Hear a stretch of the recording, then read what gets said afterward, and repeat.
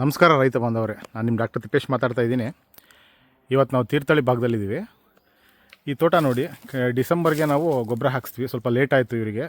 ಇವ್ರು ನಮ್ಮ ಇದಕ್ಕೆ ಬಂದು ಲಾಸ್ಟ್ ಇಯರು ಏನೂ ಇರಲಿಲ್ಲ ಸರ್ ಅಂಥೇಳಿ ಬಂದಿದ್ದರು.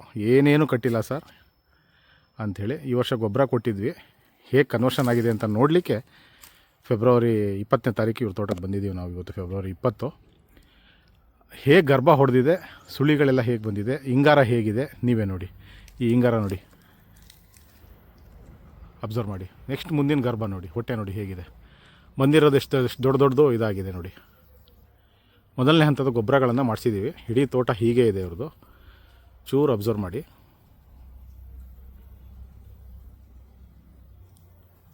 ಸಹಜವಾಗಿ ಈಗ ಟೆಂಪ್ರೇಚರ್ ಜಾಸ್ತಿ ಆಗ್ತಾ ಇರೋದ್ರಿಂದ, ವಾತಾವರಣದ ವೈಪರೀತ್ಯ ಚೇಂಜ್ ಆಗ್ತಾ ಇರೋದ್ರಿಂದ ಹರಳುದ್ರೋದು, ಮೈಟ್ಸ್ ಪ್ರಾಬ್ಲಮ್ಮು, ಪೆಸ್ಟ್ ಪ್ರಾಬ್ಲಮ್ ಜಾಸ್ತಿ ಆಗ್ತಾಯಿದೆ. ಅದ್ರ ರಿಲೇಟೆಡ್ ಸ್ಪ್ರೇಗಳು ಮಾಡ್ಕೊಳ್ಳೋಕೆ ಹೇಳಿದ್ದೀವಿ. ಈಗ ಮತ್ತೆ ಮಾಡಿಸ್ತೀವಿ ಇವರಿಗೂ.